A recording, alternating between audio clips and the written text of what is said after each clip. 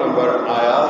এই আয়াতে কারিমা আল্লাহ তাআলা আমরা মুসলমানদেরকে অর্থাৎ মুমিনদেরকে মেসেজ দিচ্ছে যে তোমরা ভালো কাজ করবা, ছোট হোক বড় হোক, আমি আল্লাহ দেখছি তোমাদের সেই কাজ, আমি আল্লাহ সেই কাজ ছোট হোক বা যতই বড় হোক আমি সেটার প্রতিদান দেবো। সেজন্য আমার আল্লাহ কোরআনুল কারীমে বলছেন فَمَن يَعْمَلْ مِنَ الصَّالِحَاتِ وَهُوَ مُؤْمِنٌ فَلَا كُفْرَانَ لِسَعْيِهِ وَإِنَّا لَهُ كَاتِبُونَ।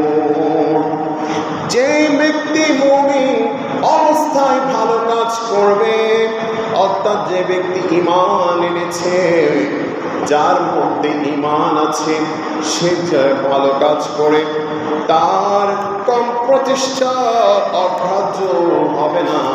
অর্থাৎ ভালো কাজ করতে গিয়ে যদিও বা সে অল্প চেষ্টা করেছে, কিন্তু সেটাও আমার আল্লাহ তাআলার দরবারে অগ্রাহ্য হবে না এবং আমি তা লিখে রাখি। অর্থাৎ আমার আল্লাহ তাআলা ওই ব্যক্তির যে কাজটা করেছে সে কাজটা ছোট হোক কিংবা বড় হোক, সে কাজটা তার আমলনামায় সে পরিমাণ সওয়াব লিখে দেন।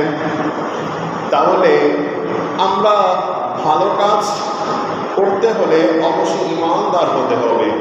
অর্থাৎ আমার মধ্যে ঈমান নাই, আমি যতই বড় ভালো কাজ করি না কেন, যত মানবিক কাজ করি না কেন, যত সাহায্য সহযোগিতা করি না কেন, এই সেগুলিতে এরকম ব্যক্তি আমরা সমাজের বিষয়টা করে দিই, নাম বলা যাচ্ছে না, এখানে দোয়া করি।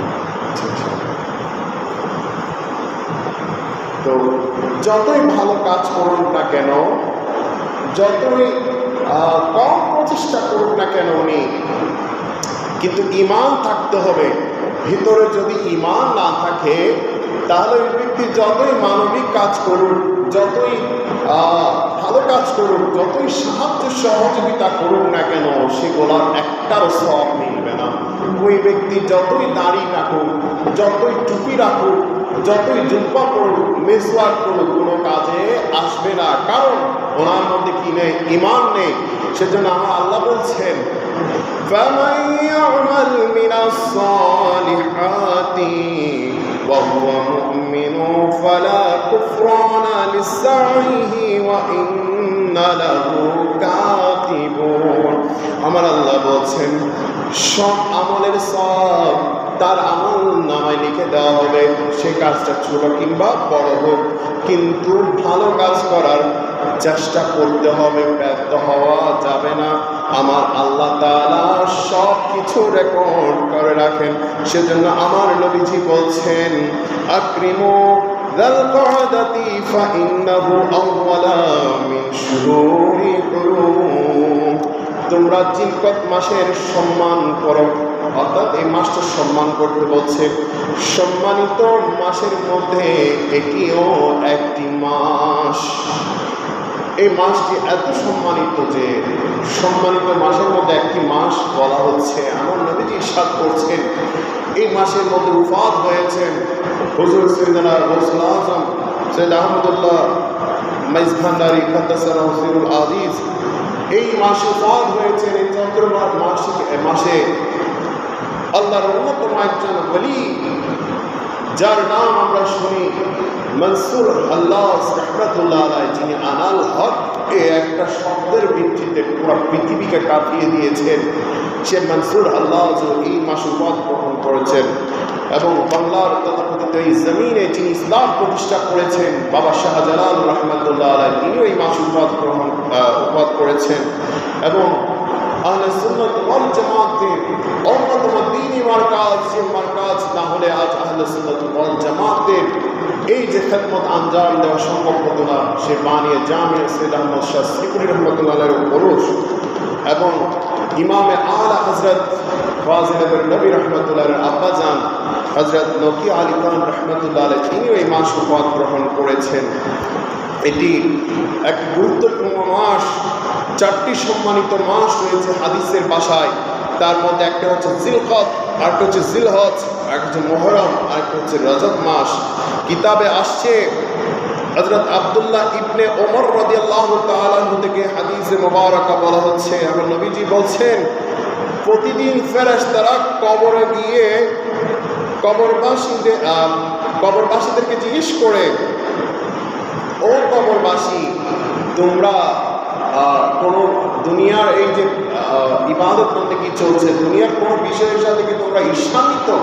বলছে, হ্যাঁ আমরা ঈর্ষান্বিত, কারণ আমরা জামাতে গিয়ে নামাজ আদায় করতে পারছি না। আযান হচ্ছে কিন্তু আমরা নামাজ আদায় করতে পারছি না। দুনিয়ার মানুষরা রোজা রাখছে কিন্তু আমরা রোজা রাখতে পারছি না। দুনিয়ার মানুষরা দান সদকা করছে কিন্তু আজকে আমরা গিয়ে সে দান সদকা করতে পারছি না। আমার কিন্তু সম্পদের অভাব ছিল না, কিন্তু আজকে আমরা সেজন্য পারছি না, সেজন্য আমরা দুনিয়াবাসীর উপর ঈর্ষান্বিত। তাহলে কবরে যখন একজন মানুষ চলে যায়, তাকে যদি কোটি টাকাও ফেরেশতাদেরকে যদি সে বলে, আমার যতগুলো পাহাড় পরিমাণ সম্পদ আছে আমি তোমাকে লিখে দিলাম, আমাকে 1 ঘন্টার জন্য দুনিয়াতে আসার সুযোগ দেওয়া হবে, এই সুযোগকে দেওয়া হবে। তাই দুনিয়াতে থাকা অবস্থায় আপনাকে আখিরাতের পুঁজি করে নিতে হবে। আমরা আজ দুনিয়ার প্রতি আসক্তি হয়ে যাওয়ার কারণে আজ দেখা যায় আমরা দিন ধর্ম থেকে আস্তে আস্তে দূরে সরে যাচ্ছি। এটা যখন আপনি চোখ বন্ধ করবেন, যখন আপনার এই নিঃশ্বাস বন্ধ হয়ে যাবে, তখনই বুঝবেন এই পৃথিবীতে যাদের জন্য আপনি যা কিছু করছেন এগুলো সবই বৃথা। কেউ আপনার সাথে যাবে না, না আপনার আমলের সাথী হবে, না আপনার কবরের সাথী হবে, না আপনার হাসরের সাথী হবে। তাই দুনিয়াতে যতক্ষণ বেঁচে আছেন আল্লাহকে সময় দেন, দিন ধর্মকে সময় দেন, সাথে দুনিয়া করবেন। তো আমার নবীজি এই বরকত মাসে 4 বার উমরা করেছেন। সুবহানাল্লাহ, এটি এত বরকত মাস যে আমার নবীজি ওনার জীবদ্দশা জীবনে 4 বার উমরা করেছেন। সেজন্য হাদিস শরীফও আসছে, নিয়ত করলে সওয়াব পাওয়া যায়। অর্থাৎ নিয়ত করে রাখতে হবে যে আমি উমরা করব, আমি হজ করব, তবে সেটা আপনার নিয়ত থাকতে হবে। যদি আপনি হজ করার জন্য আপনার হায়াতের মধ্যে যদি নাও থাকে, কিন্তু আপনার নিয়ত যে ছিল, আপনার নিয়তের মধ্যে যে সহি ছিল, আপনার নিয়তটা তো শুদ্ধ ছিল, সেজন্য আপনি যদি হজ নাও করতে পারেন, আল্লাহ যদি আপনাকে সে হায়াতটুকু নাও দেয়, কিন্তু আপনি সেই পরিমাণ সওয়াব আল্লাহ তাআলা আপনার আমল নামায় লিখে দিবেন। সুবহানাল্লাহ। তাই আমাদেরকে নিয়ত রাখতে হবে। তো এই মাসে আমার নবীজি 4 বার উমরা করেছিলেন। একটা হচ্ছে হুদায়বিয়ার সন্ধিকালে আমার নবীজি উমরা করার প্রস্তুতি নিচ্ছিলেন, তিনি তখন হেরামের ভিতর, তিনি সেখানে কুরবানি করেন 70টা উট দিয়ে।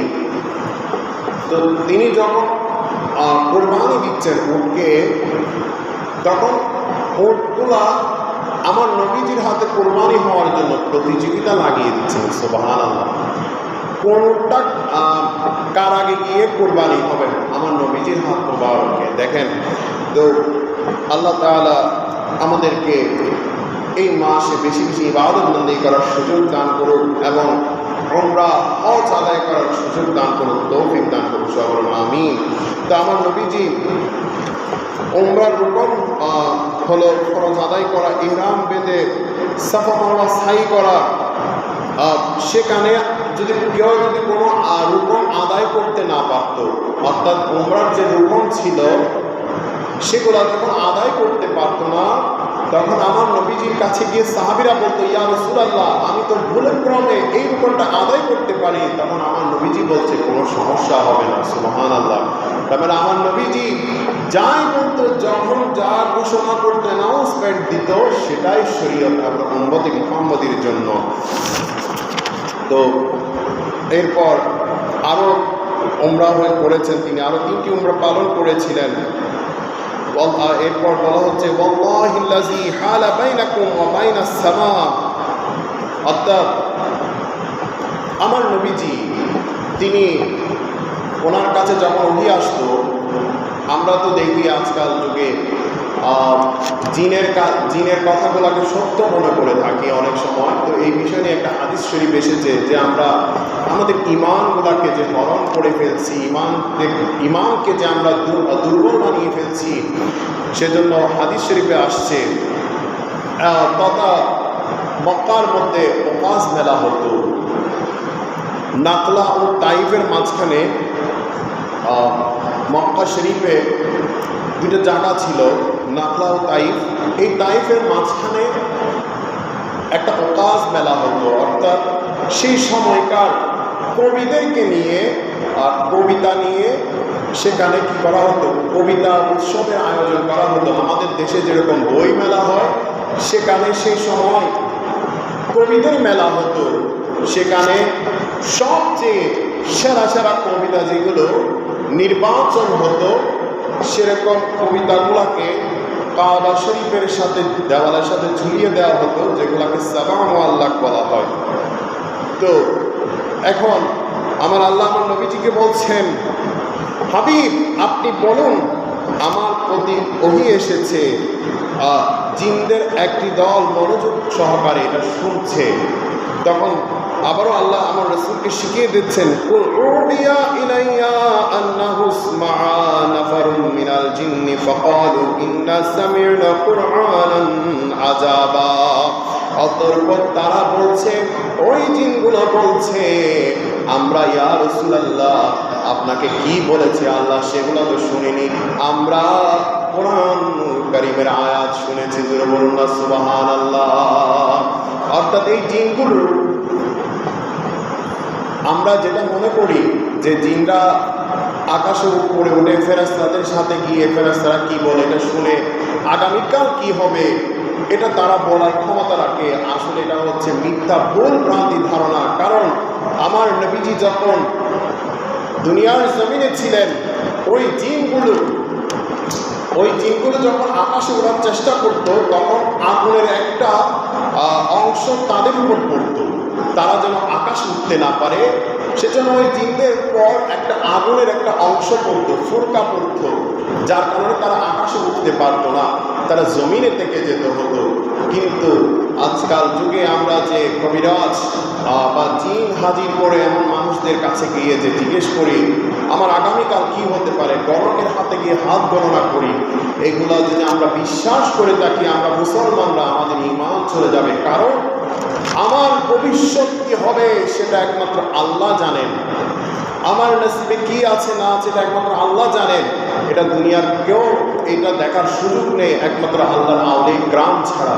তাই আমরা নিজেদের দোয়ার জন্য যদি যাই, আউলিয়া কিরামদের সোহবতে যাব, আমাদের তাকদীর ওনাদের দোয়ার বদলে পরিবর্তন হয়ে যাবে। কিন্তু জিনের সাহায্য নেওয়ার চেষ্টা করব না।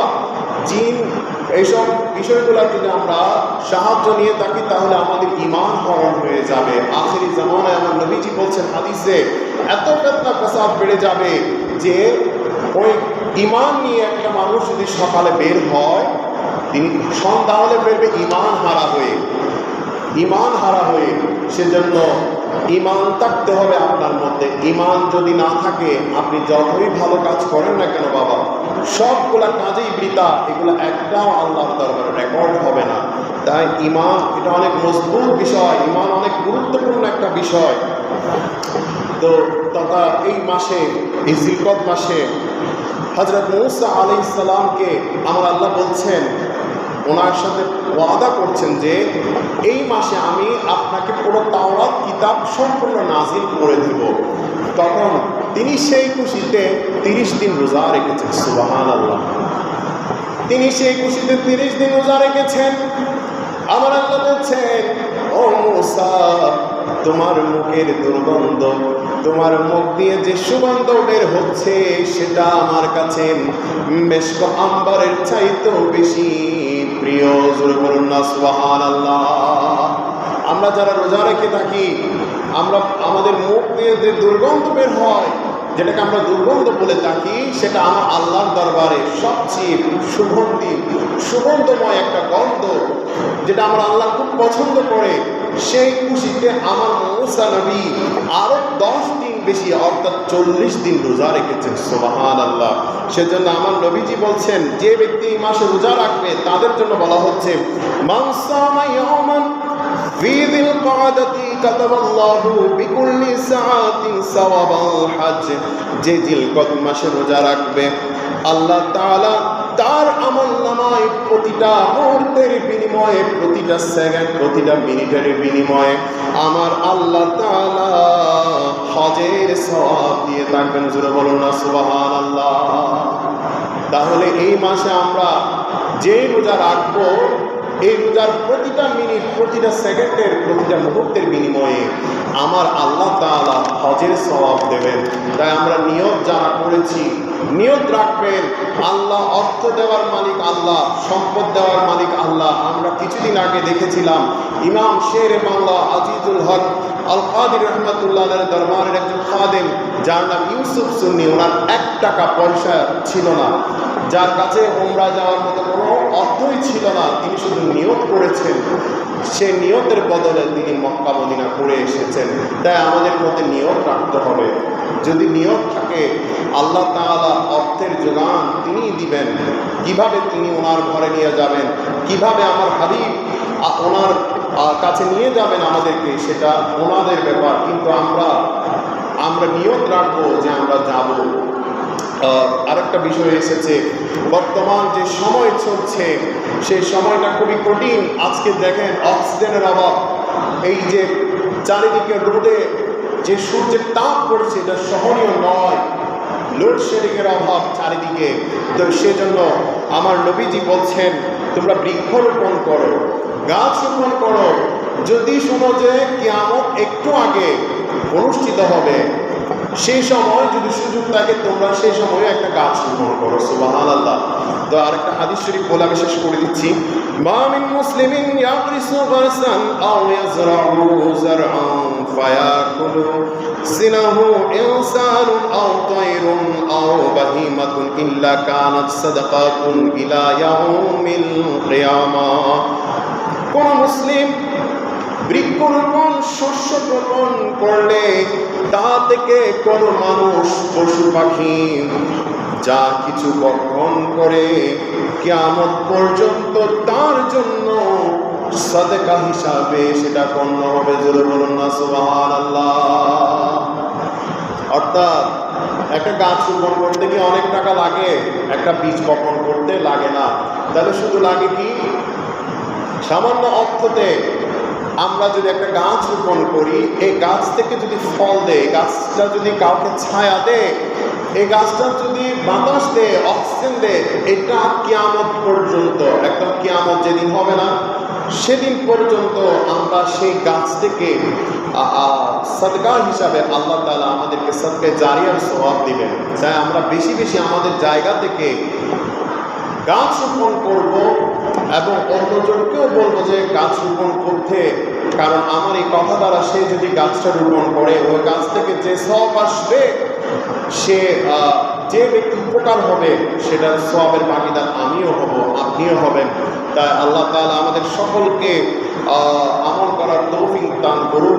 তো আমি সর্বশেষ একটা ওয়াকিয়া বলে যাচ্ছি। হযরত মনসুর হাল্লাস, যার উপাত বার্ষিকী এই মাসে, তিনি নিজেকে আনাল হক বলে ঘোষণা করলেন, অর্থাৎ আমি সত্য, আমি সত্য। তখনকার ওলামায়ে কেরামরা বলছে সে তো নিজেকে খোদা দাবি করে বসে আছে, নাউজুবিল্লাহ। তাকে তার বিচার করতে হবে, তাকে ফাঁসি দিতে হবে। তখন ওই সময়কার ওলামায়ে কেরামদেরকে নিয়ে, তাসাউফ পণ্ডিতদেরকে নিয়ে একটা ফতোয়া লিখলেন। সেখানের মধ্যে ফতোয়া লিখা হলো তাকে মাটির নিচে পুঁতে পাথর দিয়ে তাকে মারতে হবে। তো তারা সেটাই করলো। কারণ আনাল হক সেই বিষয়টা বোঝার মতো মানুষ সেই সময়কার ছিল না। তো এই পাগল আল্লাহর ওলিকে তারা পাথর মারা শুরু করলো। তিনি চুপচাপ দেখে আছেন।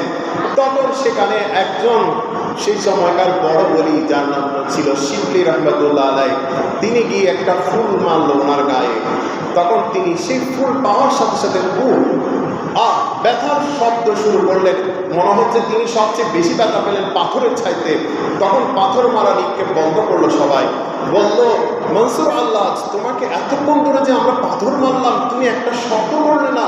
যখনই এই শিবলি তোমার গায়ে এই ফুল মারলো, তখন তুমি এত চিৎকার করলে। তখন তিনি বললেন, ও মানুষজন, তোমরা শোনো, যারা আমাকে পাথর দিয়ে মেরে হত্যা করছো, তোমরা কেউ আমাকে চিনো না, আমি কে, আমার সম্পর্কে কেউ জানো না, কিন্তু আমার সম্পর্কে জানে এই শিবলি। সে যখন এই ফুল আমার গায়ে মারল, তখন মনে হলো পৃথিবীর সবচেয়ে পাথরটা আমার গায়ে মারা হলো। তাই আনাল হক, এটা নিয়ে অনেক গবেষণা রয়েছে, মতভেদ রয়েছে, কিন্তু তিনি পৃথিবীতে একটা নজির সৃষ্টি করে গিয়েছেন। এত বড় একজন মহান সুফি সাধক, যে আল্লাহকে যে যখন পেয়ে যায়, তখন তার সব কিছুই কি হয়ে যায়, তিনি যাই দেখেন তাই আল্লাহকে দেখেন। সুবহানাল্লাহ। তাই আল্লাহ তাআলা আমাদের সকলকে আউলিয়া কিরামদের সোহবতে থাকার তৌফিক দান করুক, বেশি বেশি ইবাদত বন্দেগী করার তৌফিক দান করুক। আমিন। ওয়া মা আলাইনা ইল্লাল বালাগ। আসসালামু আলাইকুম ওয়া রাহমাতুল্লাহ। সম্মানিত